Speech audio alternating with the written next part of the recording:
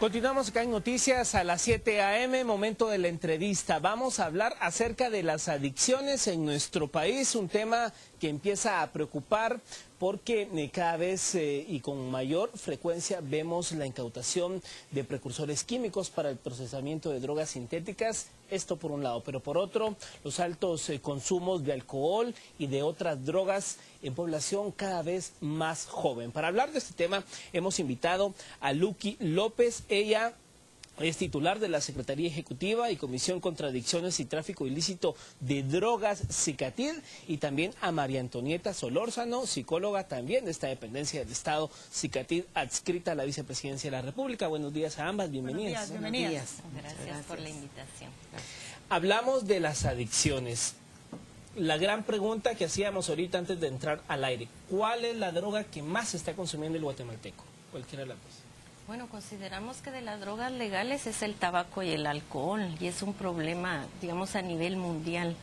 Consideremos que las socioadicciones están contempladas por la OPS como un problema de salud. Entonces, es responsabilidad del Estado fortalecer las estrategias para prevenir el consumo de sustancias ilícitas e ilícitas.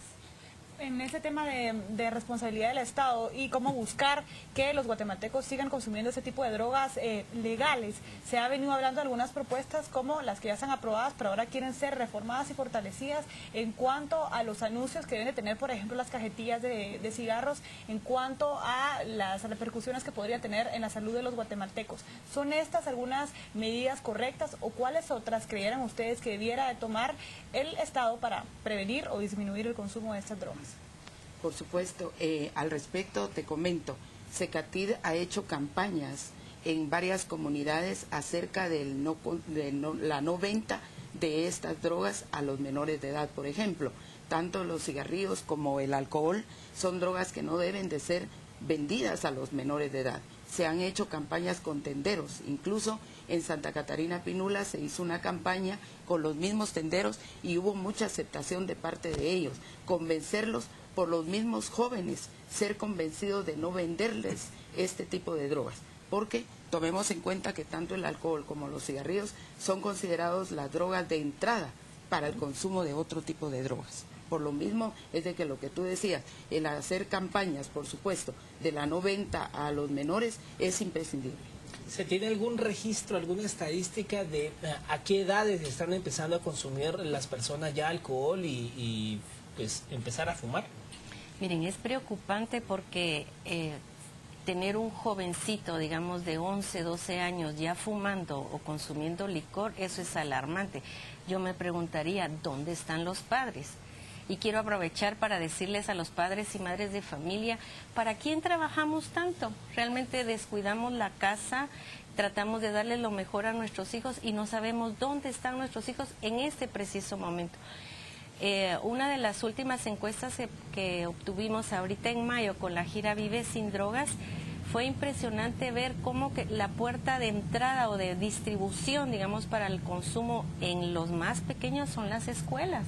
Entonces yo me pregunto, padres, maestros, directores, ¿qué estamos haciendo para controlar y prevenir el consumo?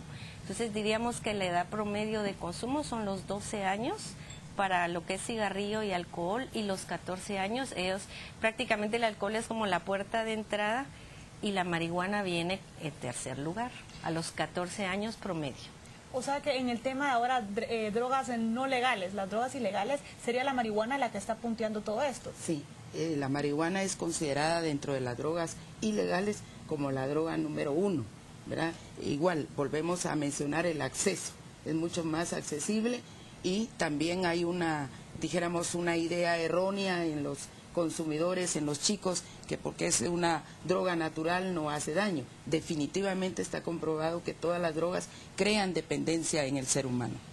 Se habla con el tema de estas drogas sintéticas y la cantidad ya van como por 8.000 toneladas de precursores químicos que se han incautado desde los últimos meses del 2011 a la fecha para procesar precisamente drogas sintéticas, y se habla que los efectos podrían ser mucho más fuertes que la marihuana o la cocaína. ¿De qué drogas sintéticas estamos hablando? ¿Quién las está utilizando y en dónde se está consumiendo esto?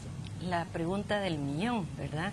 Mira, este es un tema álgido y por lo mismo debe tratarse con objetividad. Recordemos que los químicos, si ustedes ven, abran la puerta del baño de su casa y tenemos químicos por todos lados, desde la acetona, el cloro. Toda sustancia química que sea mezclada para propiciar, entre comillas, placer, de hecho va a crear, digamos, una necesidad en la persona de seguir consumiendo. Los precursores, por ser químicos, alteran la conciencia y los efectos secundarios, en algunos de ellos ni siquiera se sabe la magnitud del deterioro que puede tener el cerebro. Se ha empezado a hablar que en un inicio se tomaba a Guatemala como un país únicamente de paso, estas drogas. Sin embargo, ahora se sostienen las tesis con respecto a que en Guatemala se está produciendo y también hay muchos guatemaltecos, sobre todo jóvenes, que están empezando a consumir este tipo de drogas sintéticas. ¿Qué de cierto tienen estas afirmaciones? ¿O será que el guatemalteco todavía sigue teniendo un poco de miedo o barrera ante el tema de las drogas sintéticas y prefiere las de menor repercusión en la salud, por así decirlo? Yo creo que es importante mencionar que los precursores químicos pues son utilizados en la industria, en la farmacéutica, definitivamente es su uso correcto. Sin embargo, y todo está debidamente controlado, sin embargo también hay que hablar de lo ilícito y ahí es donde tenemos el problema. Por ejemplo, las anfetaminas, ¿verdad?, que son definitivamente, son drogas sintéticas, pero que son utilizadas obviamente de forma ilícita. Porque las anfetaminas igual, ustedes saben que muchas veces se habla, por ejemplo, algunos medicamentos para adelgazar, algunos medicamentos para no dormir y, por ejemplo, viene la época de exámenes y que no hay que dormir para estudiar, en fin, este tipo de medicamentos, ¿verdad?, que son utilizados de una manera ilícita, van creando dependencia, van creando hábito en la persona. Entonces, los precursores definitivamente son necesarios para el desarrollo de un país, porque significan la industria, significan el desarrollo socioeconómico. Sin embargo, el uso indebido de los mismos es lo que va creando la problemática. Definitivamente tú decías, ¿será que existe todavía ese miedo?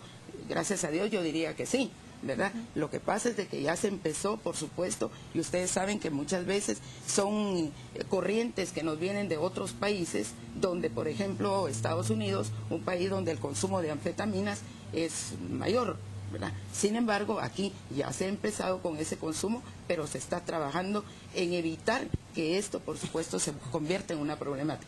No podemos dejar de hablar que existe ese consumo. Sin embargo, por eso hablábamos del control que debe haber tanto a nivel educativo como a nivel sociofamiliar. Usted como psicóloga, perdón Mario, ¿qué aspectos culturales ha logrado ver en los guatemaltecos que hacen que normalmente se vayan inclinando hacia este tipo de decisiones de drogas, precisamente en alcohol, en marihuana y en cigarrillos, en vez de otras drogas como lo es la cocaína, en comparación de países como Estados Unidos?